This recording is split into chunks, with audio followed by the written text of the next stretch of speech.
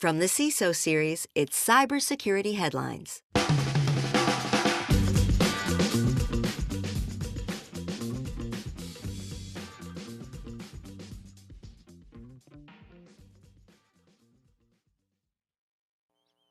Crypto heist shakes blockchain, security flaws detected in GE ultrasound machines, and FBI seizes breach forums. These are some of the stories that my colleagues and I have selected from this past week's cybersecurity headlines. Just like going down to the produce market, we're checking out everything. We're looking, hey, does that the right shade there? Oh, does that look ripe? We're getting it. We put it on the menu. We made a 5-course meal, and now we get to enjoy that meal with some insight, opinion, and expertise from our guest, Ryan Bachman, EVP and Global CISO at GM Financial. Ryan, thanks so much for being on the show. Appreciate your time. So happy to be here. Thank you. And it's also great to see like CCL and Kevin Farrell and everybody and David all in our chat room getting it going. If you want to join our chat, make sure you're getting in there, having some fun. Let us know what you think of these stories. Before we get into that, I have to, of course, thank our sponsor for today, Vanta, compliance that doesn't suck too much. If you want to join in that chat, you need to go to YouTube Live. We have a link over at CISOseries.com, of course. You can look for the Week in Review page and our events page and click on it to join us, or you can just subscribe to our YouTube channel and you'll find us there as well. Contribute your comments. We want to know. We want to hear your questions, your comments, even dare I say your concerns. We've got about 20 minutes though, so let's get into that news. First up here, Ryan, definitely want to get your take on this. Crypto heist by MIT grads, and that's $25 million in 12 seconds. Shakes the foundations of the blockchain. This has all the classic heist movie markings. You know, you got two brothers who are educated in mathematics, computer science at MIT. They plotted for months to steal $25 million worth of Ethereum, which they did in about 12 seconds. It's all very cinematic. They achieved this by fraudulently gaining access to pending private transactions, and then altering the transactions to obtain their victims' cryptocurrency. This is now being referred to as the exploit by prosecutors and others at the Department of Justice and the IRS, and we can presume spec scripts everywhere. U.S. Attorney Damian Williams said in a statement on Wednesday that the defendant's scheme calls the very integrity of the blockchain into question. So, Ryan, from a cybersecurity point of view, the story is not so much about cryptocurrency, but about the resiliency of the blockchain. One of its main selling points for if you talk to a lot of people, many organizations and governments are placing their trust building out systems that are back-ended by that technology. The ultimate truth seems to be that no matter how securely you design something, sooner or later, someone's going to come along and find a way to defeat it. As a CISO, I'm curious, what are your thoughts about this whole story? Well, I think it's a cautionary tale. I think if I go back to 7 years ago, every company out there was looking to explore how they could leverage blockchain within their products, services, business model, you name it. And certainly, obviously, with the blow up of cryptocurrency, we've seen that particular technology. The thing with the way that I kind of look at this is, if you think about the fact that probably every researcher has been looking at blockchain for the past 7 years, and these two individuals happen to find a way to be able to exploit it. That's really the essence of cybersecurity. The essence of cybersecurity is nothing is impenetrable. Somebody will eventually find a way, and then equally brilliant minds will come up with a way to be able to safeguard it. So I don't think that there's, I think in cybersecurity, people will say there's no such thing as a silver bullet. There's no such thing as something that's 100% secure.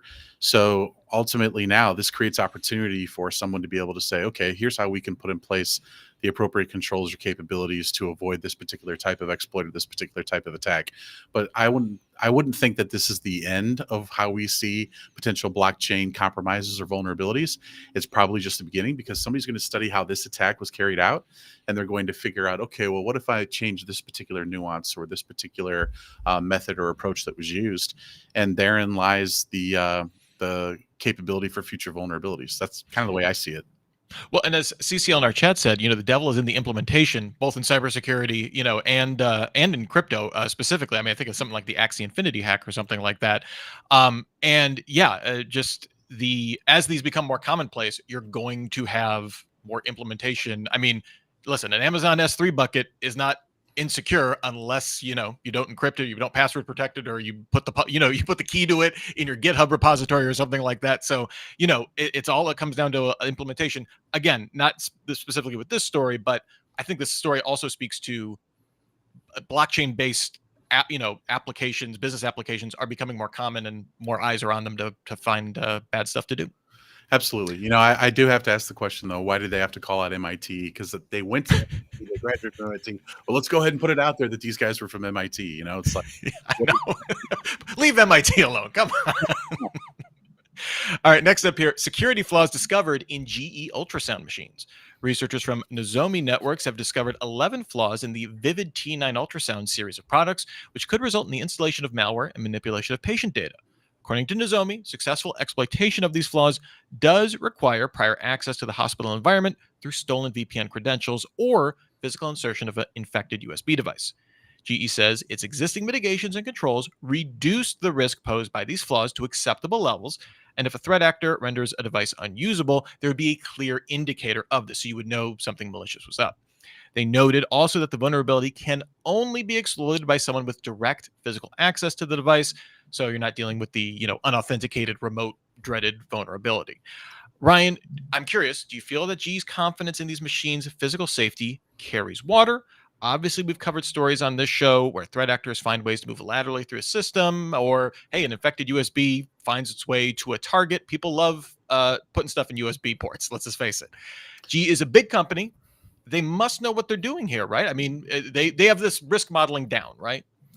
Well, I think when we think about product security, which is what we're really talking about here, that's something that a lot of companies have been very far behind. They invest millions and hundreds of millions or even billions of dollars in securing their enterprise, but the products that they ship don't necessarily meet that specific type of criteria. And it doesn't have to be a hardware-based criteria. I'm sorry, a hardware-based product like a ultrasound machine.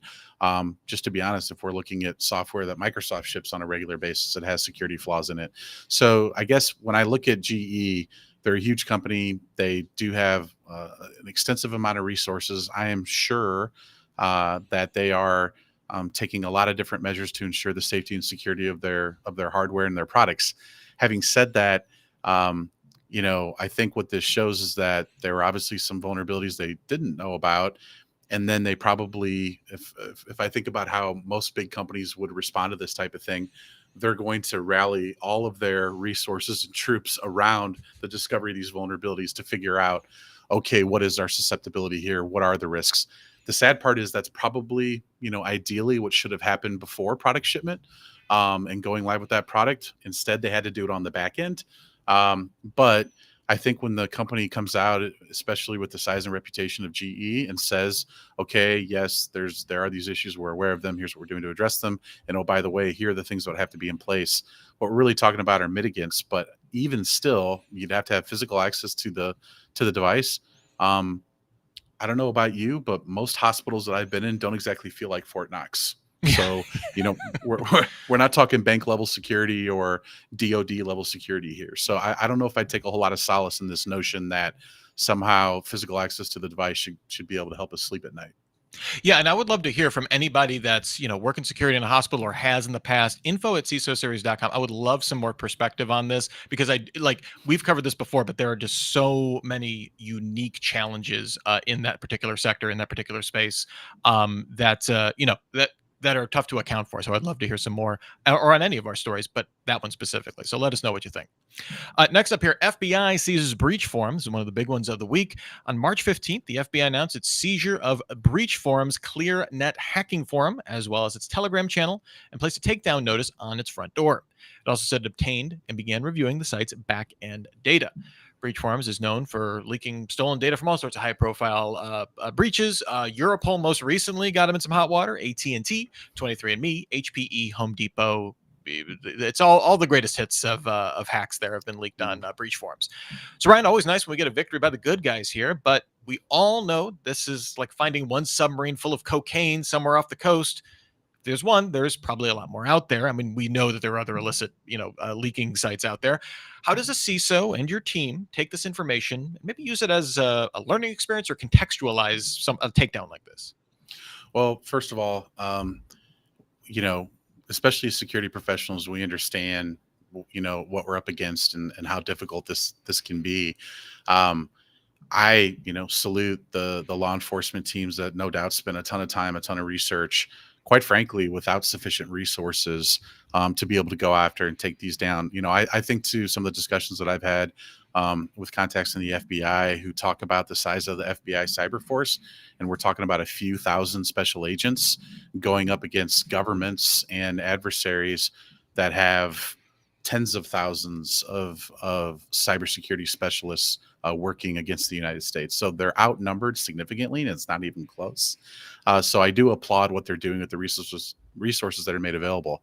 I think these types of things are what make us realize that, among others, that we really should be advocating a lot more resources from our government, and whether it be in law enforcement or intelligence gathering, there really should be more and more I should say, resources being funneled to those efforts, because this is what we're facing, these very symmetrical forces that are crippling companies and changing lives across the board.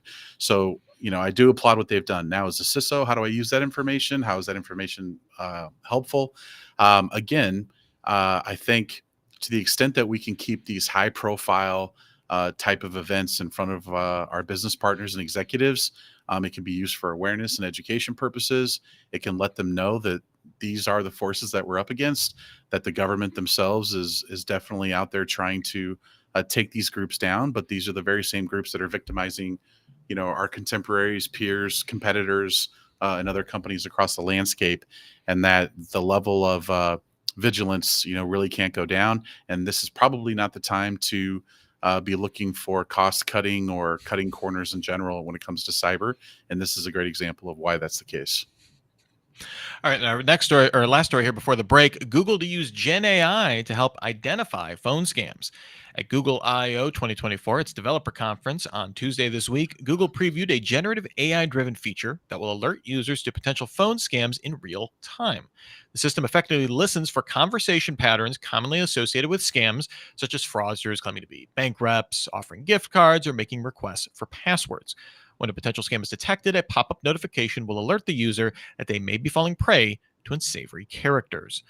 Ryan, this is intriguing, and kudos to Google for devising this plan. Here we see a threat actor's biggest strength being turned into a potential weakness. Messaging. Hold on, my Google is yelling at me. I think it's doing a threat detection scan because I mentioned Google. Google, stop. Okay, Google, stop. So funny. So very apropos for this conversation. Thank you. I think Google thought I was trying to scam during the course of the show. I didn't want to ignore that. It was just yelling at me so much. It's going to turn on again because I said its name. But like getting back to the story here, we see a threat actor strength being turned into a potential weakness when it comes to messaging, and then having the large language models behind generative AI. That's their strength. That's where they can do the most good. I'm curious, could this be a breakthrough in our constant back and forth with spear phishing, or do you see this as just a temporary advantage and threat actors find a way to weaponize LLMs to get around this with new scripts and stuff like that, and then we're just, all of us innocent humans are just left in the middle? Well, I mean, I think it's a little bit of a cynical view to think that this is just one stop along the way, and what's the point if they're going to turn around and pivot? I mean, that's the game of cat and mouse that's been going on between the good guys and the bad guys since the dawn of humanity, right? So, to the extent that Google is innovating and using their compute power to train their LLMs to be able to use it for altruistic and good purposes, I think that's a great thing. Are threat actors going to try to figure out a way to abuse those same technologies and capabilities? Of course they are. That's the nature of what we're up against. That's probably what makes security a secure profession to be in. Which I know is a little cheesy, but I mean it's true. I mean that the very creativity that's needed to come up with innovative ways to solve for security problems is the very same creativity that the bad guys are using to circumvent what we're trying to do to stop them. So I don't see that changing. When I look at what Google's doing from an AI perspective, I applaud what they're doing, the sheer amount of information that they can do it to build those LLMs and make them very robust. I do, however, as a cybersecurity and privacy expert, step back and say, well, with that said, you would have to toggle on that you're willing to allow them to listen to your conversations. Not that they're not already doing that, as you've just illustrated, but at the same time, I think that's going to raise, to the article's point, some very real privacy questions. And we're going to see more and more people looking at it saying, well, that's a good feature and I would appreciate that, but I really don't want them listening to my conversations to train up their own LLMs. So, and yeah. Google has a long way, to go when it comes to consumer trust in that regard. Right. I don't know if they're the messenger that gets everybody to opt into that. Yeah, no, I agree. And I could see as many people doing it as many people not doing it. And I don't even think it necessarily falls along generational lines. I think it's really just people looking at it saying, yeah, I'm not okay with that. I still prefer my conversation to be private to the extent that I want to believe that it's private. Yeah, Max Tronic takes it to the logical extreme. Listen to my entire house, so I'm secure. I Yeah. believe this is a lot of their local stuff here in CCL. You get a push notification when it's detected, I believe, that would like beep in your ear. I don't believe they released full implementation details, kind of a preview, but we'll have to see. I may have to get an Android device for my parents, just if the feature works, we'll just tell them they have their privacy. All right, Yeah. next up here, before we move on to our next story, we want to spend a few moments with our sponsor for today, Vanta. Are lengthy security reviews pulling attention away from your security program? With the largest network of trust centers, Vanta can help you streamline security reviews to win customer trust, save time, and close deals fast. Proactively demonstrate security by showcasing key resources like your SOC 2 or ISO 27001 and provide real-time evidence for passing controls. And when a security questionnaire is required, Vanta takes the first pass for you.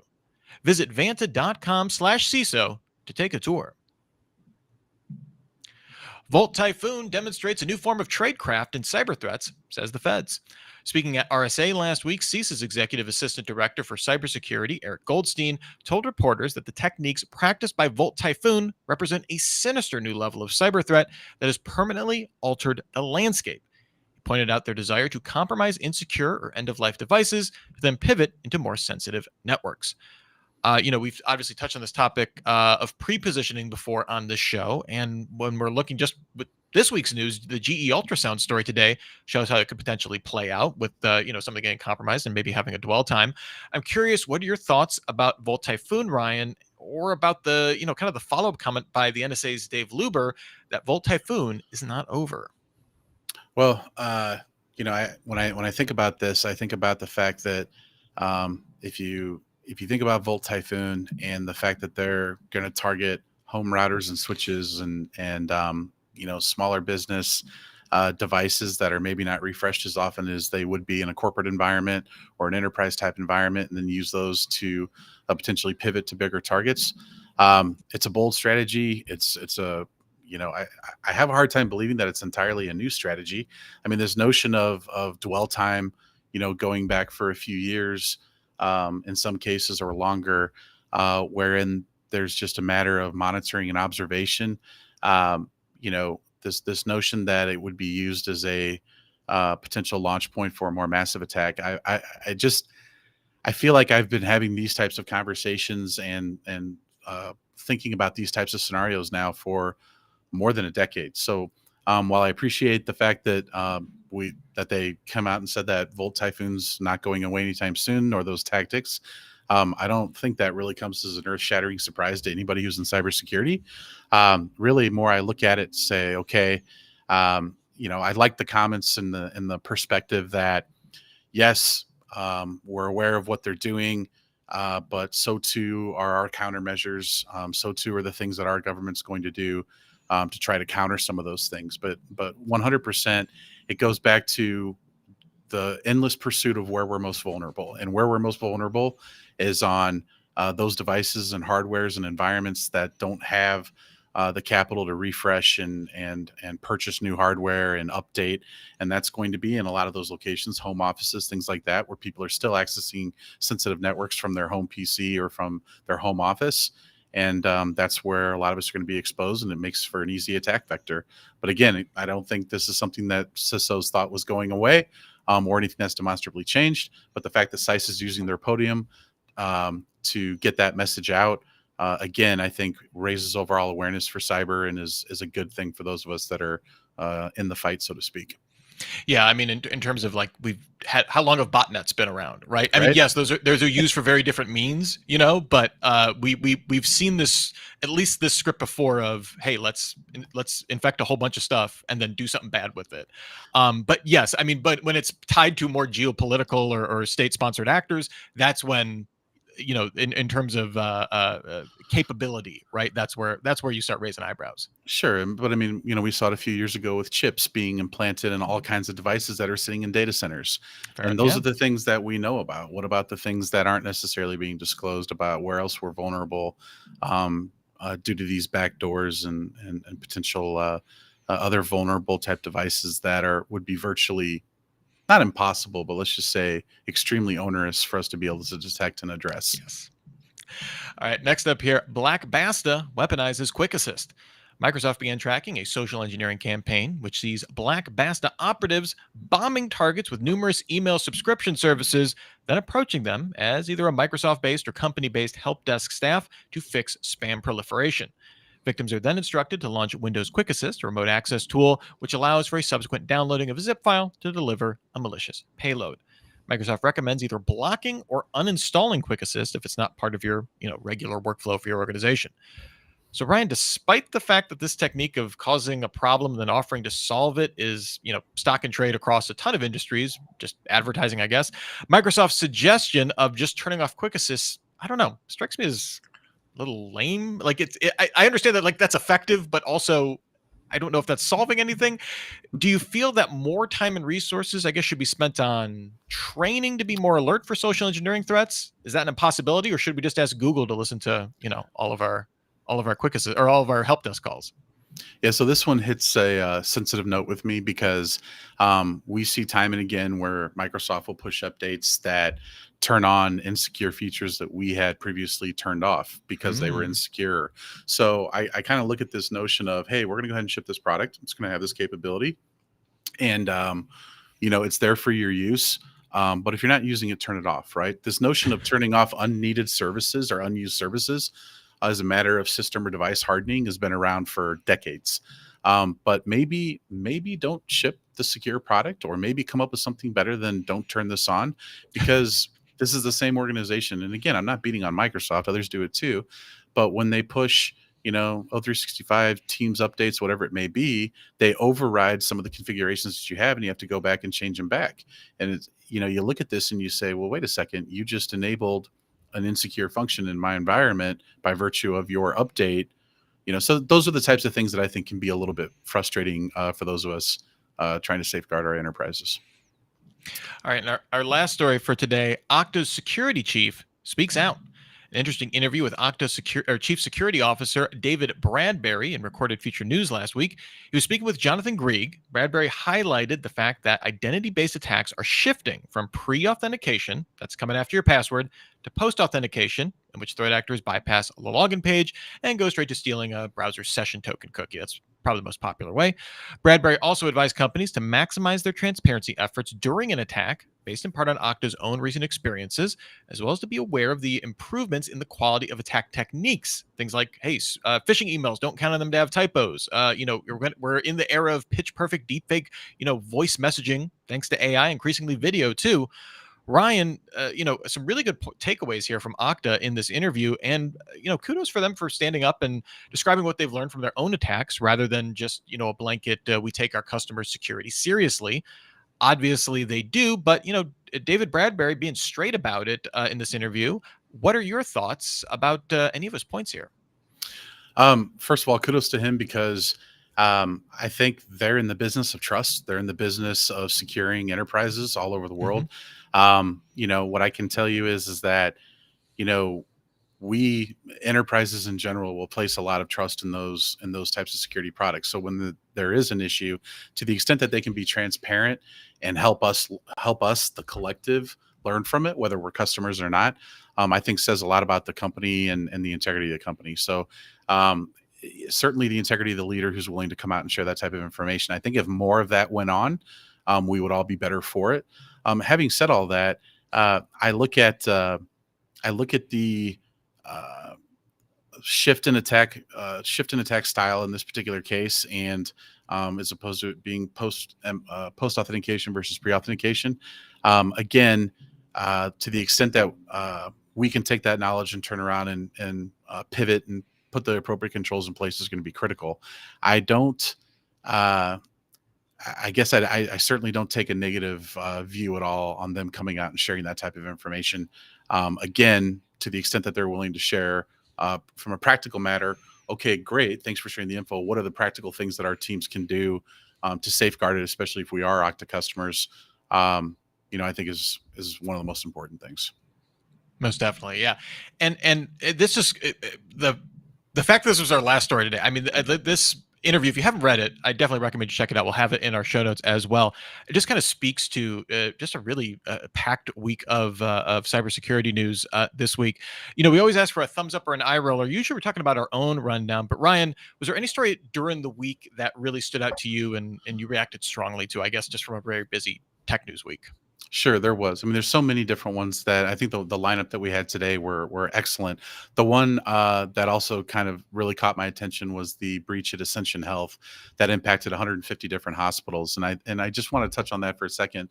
This notion of a hospital where most of us go or we take our loved ones when they're at their most vulnerable, and they go to these hospitals and all of a sudden the hospitals are at the most vulnerable in many ways from a security perspective. So for those of you who may not have been aware of it, impacting 150 different hospitals, but more importantly, impacting the ability for the hospital to run Epic systems, their medical record systems. So they couldn't see, for example, patient history, what they're allergic to, even in the emergency room, even in the middle of surgery. There were stories well chronicled of physicians having to run to the opposite side of the hospital to take a look at a radiology readout because it couldn't be sent, and then having to run back to deliver life-saving care to a patient. So for the healthcare practitioners on the front lines who were hamstrung by the lack of technology that was available, and even when they were implementing those plans that took them back to 80s and 90s paper type resources, it's very scary when you think about the immediate impact on patient care, patient life safety, things along those lines. And at some point, we've got to take a look, I think, as a government perspective, and say, okay, are these hospitals where the people who are the most vulnerable put their life in the hands of these healthcare professionals and organizations, are they appropriately equipped to be able to provide this type of care? I mean, to me, it's a very sobering one. I mean, protecting enterprise is very important, but again, we're talking about lives of the elderly, infants, and everybody in between. This really needs more attention, I think.